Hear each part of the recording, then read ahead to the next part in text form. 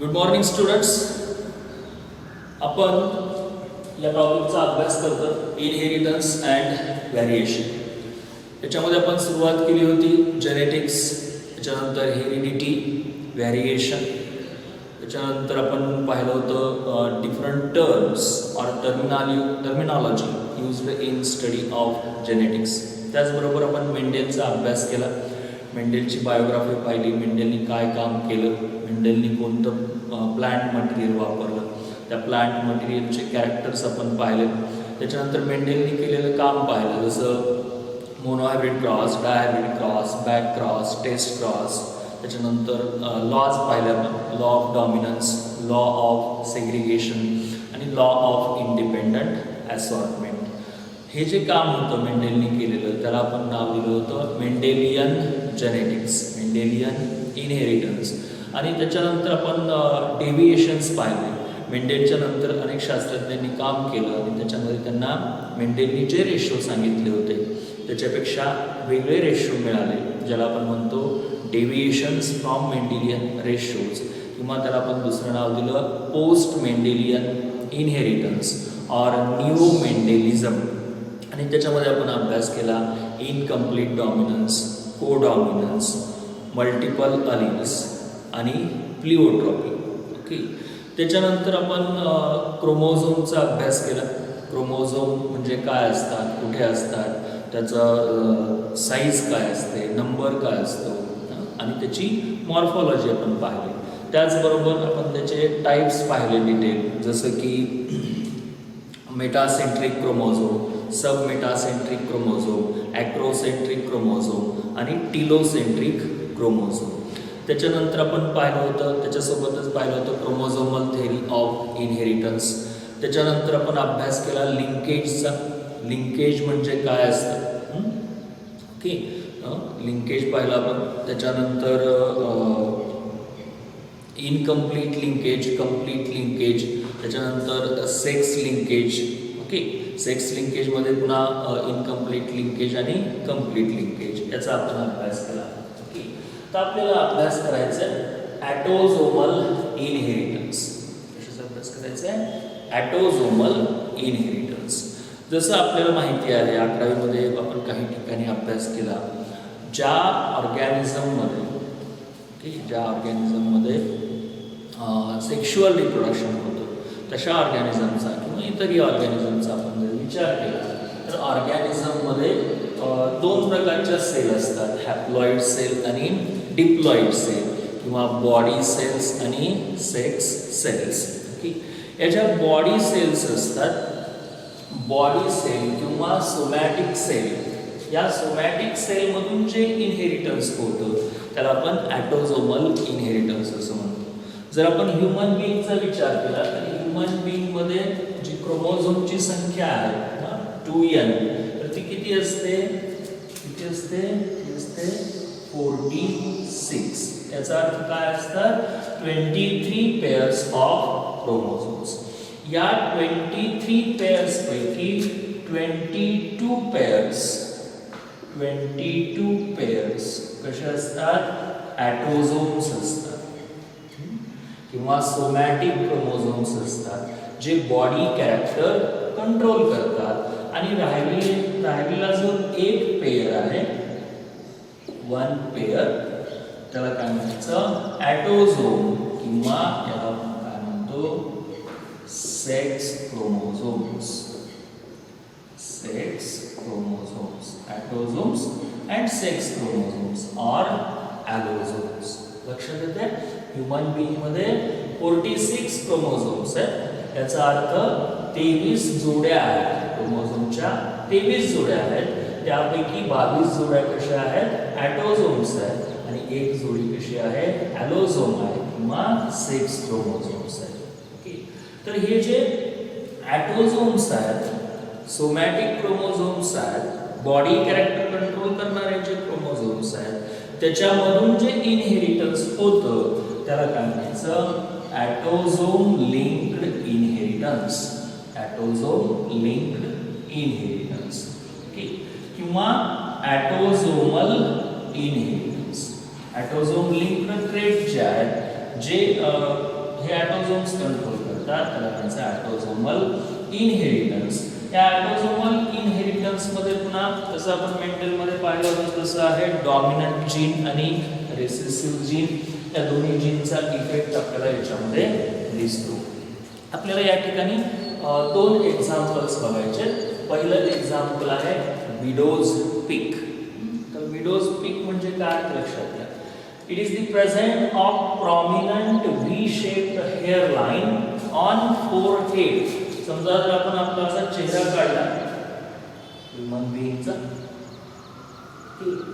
या भागामध्ये आपलं काय असेल, जे केस असतील, आणि जर हे केस असे असतील,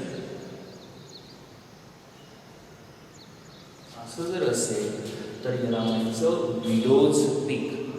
आपण जर आपलं किंवा इतर लोकांचं जर ऑब्झर्वेशन केलं, लोकांचं ऑब्झर्वेशन केलं तर आपल्याला असं दिसेल दोन प्रकारचे हेअर लाईन्स दिसतात. कपाळामध्ये दोन प्रकारचे हेअर लाईन्स दिसतात, अशी असते आणि एक अशी असते, स्ट्रेट असते. जर असं व्ही शेपड दिसत असेल तर त्याला काय म्हणायचं, विडोज पीक. लक्षात आलं? विडोज पीक म्हणजे काय आहे, prominent V shaped hair line on forehead. आता हे कसलं आहे, कोण कंट्रोल करतं? It is controlled by autosomal dominant gene.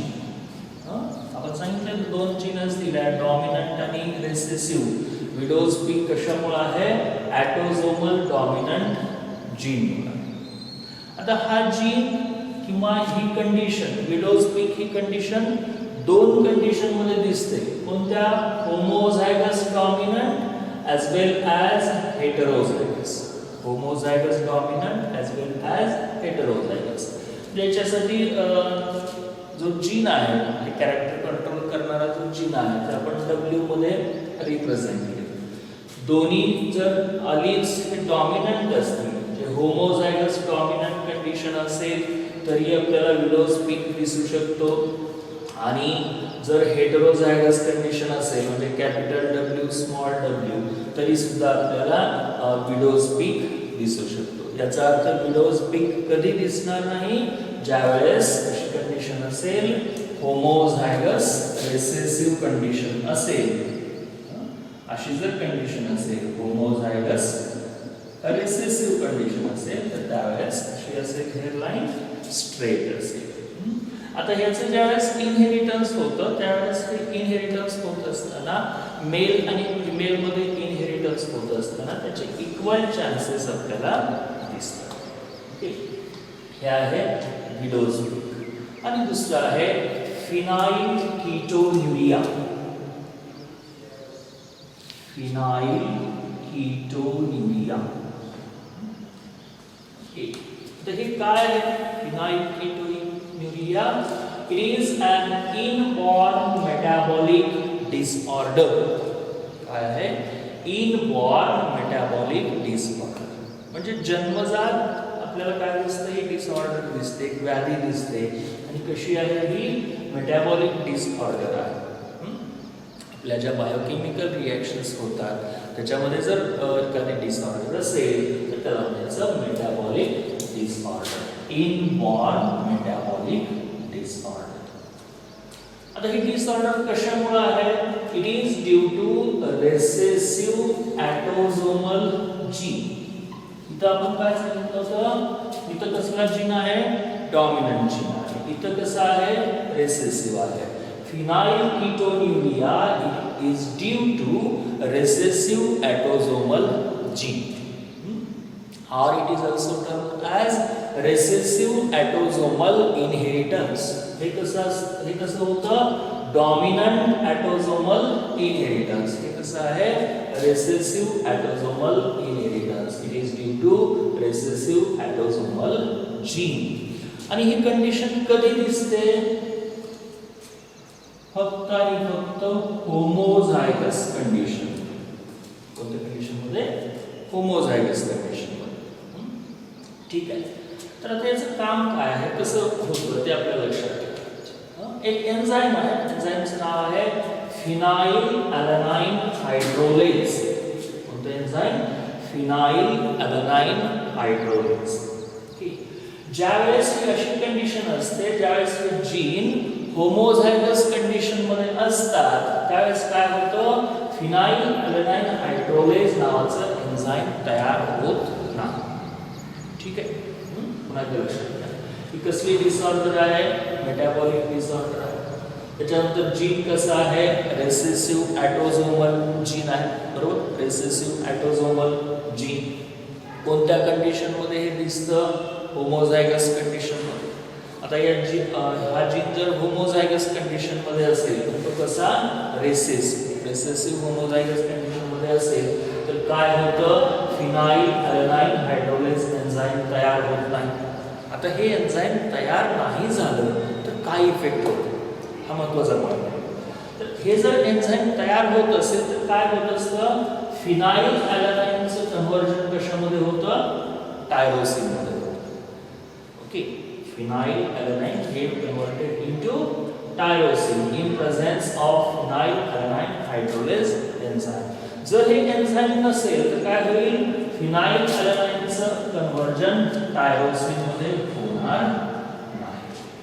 Okay, tyrosine जर तयार नाही झालं, टायरोसिन जर तयार नाही झालं, हे जर एन्झाईम नसेल तर काय होईल, या फिनाइल अॅलेनाइनचं ॲक्युम्युलेशन. ओके, फिनाइल अॅलेनाइन असेल किंवा त्याच्यापासून तयार होणारे जे पदार्थ आहेत त्याचं काय होईल, ॲक्युम्युलेशन होईल. आणि कशामध्ये ॲक्युम्युलेशन होतं, हे ब्लड मध्ये. त्याचबरोबर कशामध्ये होतं, सेरिब्रोस्पायनल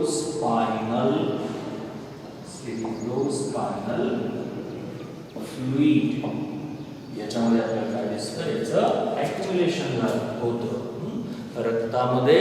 आणि सेरिब्रोस्पायनल फ्लुइड मध्ये फिनाइल अॅलेनाइन ॲक्युम्युलेट होतं. आणि फिनाइल अॅलेनाइन जर ॲक्युम्युलेट झालं तर त्याचा इफेक्ट कशावरती होतो, ब्रेनच्या डेव्हलपमेंटवरती.